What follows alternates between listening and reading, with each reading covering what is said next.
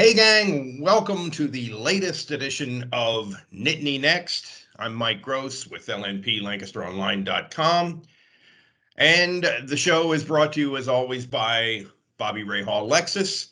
And this week, James Franklin would really like to sit down, have a few beers, and talk about all the balls that he has in the air right now and how difficult it is to be James Franklin. That can't happen, of course.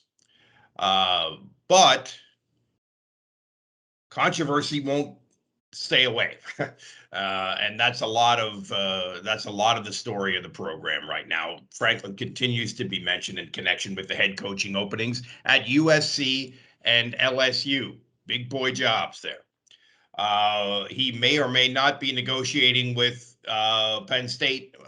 Scratch that. He is negotiating with Penn State. And the truth may be that he never stops negotiating with Penn State for more money, either for himself or for the football program or both.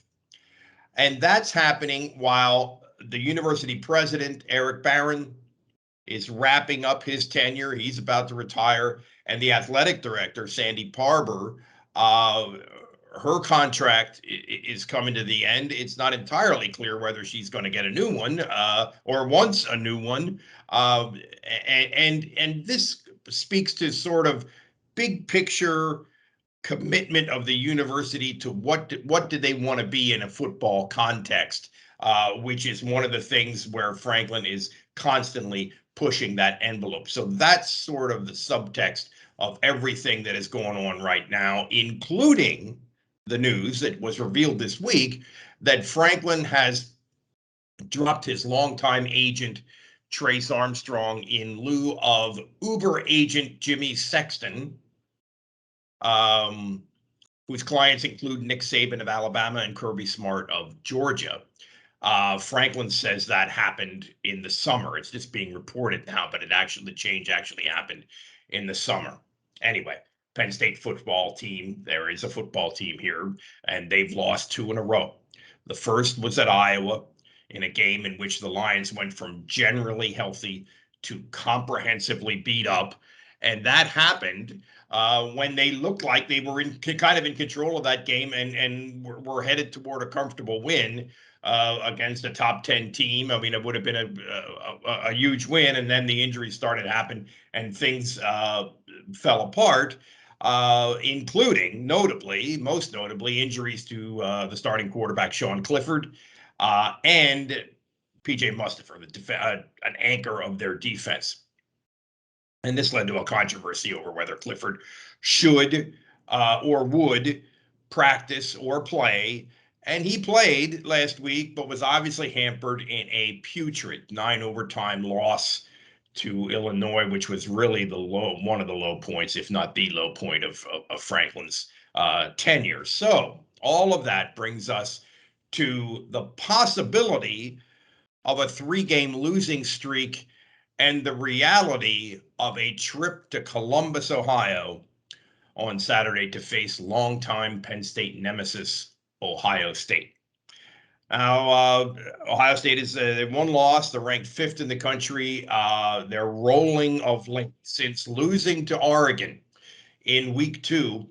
They have won 5 straight by a combined 272 to 64, averaging over 54 points a game. 2 big things have sort of emerged. One is the redshirt freshman quarterback, C.J. Stroud, who really seems to be figuring it out and becoming the player that everybody thought he could be. And also their defense, which I still think is vulnerable. And it's not a great defense. But they have made some changes to their scheme. They've gone to a much more base look, just kind of get into your position and go ahead and make plays. And when you have the kind of athletes that Ohio State always has, that makes sense. And the other thing they've done, which is kind of interesting, is they've taken the defensive play calling responsibilities away from their defensive coordinator, Kerry Combs, and given them to the secondary coach, Matt Barnes. Interestingly, it's the second time in Barnes' career that he's been the defensive signal caller for a team that where he was not the defensive coordinator. He's never been a defensive coordinator. That was the case for Barnes at Maryland a few years back. Anyway, given all that, given the way Ohio State is playing, plus all the turmoil and the injuries in Happy Valley, this game is understandably being seen as a blowout in a lot of quarters, and it certainly could be just that. However, I'm going to push back. I'm going to swim upstream just a little bit. I'm not telling you Penn State's going to win this game because that would be a monster task. However, the opening line on this game, the opening betting line, which is something that I always pay attention to when I'm sort of analyzing or trying to predict the game. It was Ohio State plus 12 and a half or minus 12 and a half, a 12 and a half point favorite, which is 5 or 6 points less than I thought it would be, given that this game was perceived as a blowout. That number represents to me Las Vegas begging the public to jump on the Buckeyes, to bet on Ohio State. Why? Well, maybe it's because Penn State has 2 wins that are better than any that Ohio State has. Ohio State has not played a great schedule, folks. Wisconsin and Auburn, I would say, are 2 better wins that Penn State has than any that Ohio State has. The Buckeyes have played 1 good team, Oregon, and lost at home. One wonders if Penn State's coaches have put in some Zoom time this week with the offensive coordinator of that team, Oregon's offensive coordinator, a guy you may remember called Joe Moorhead. Consider this. This is just the truth. You can say it's a big if, and everybody can talk in terms of ifs, but it's just reality if you're honest about it. If Clifford had not gotten hurt, Penn State would almost certainly be 7-0 now and ranked 2nd or 3rd in the country, ranked ahead of Ohio State. Think about that in the context of the current betting line, which is 18.5, bet up from 12.5 by the public. Now, again, I'm not telling you that Penn State's going to go out there and win. Clifford is injured. The Penn State camp has been saying this week that he's going to be at or close to 100%. I'm dubious about that, and I think any reasonable person would be dubious about that, and we'll see, because he was clearly beat up last week. He is injured, and so is Mustipher.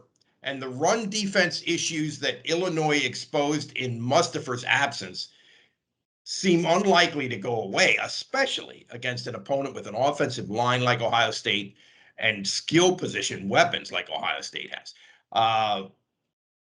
Penn State's D-line against Ohio State's O-line looks like a sizable edge, looks like a big edge for Ohio State right now. And that's an edge that they can leverage with what is really the best group of skill position offensive players in the country. So there you have it. Penn State's going into a very tough spot in Columbus, Ohio on Saturday. It's a 7:30 start. You can watch it on ABC, primetime TV. I will be watching it live and reporting from Ohio Stadium. So I hope you will check out our coverage this weekend and throughout the rest of the season. My name is Mike Gross. This is Nittany Next, and we'll see you next time.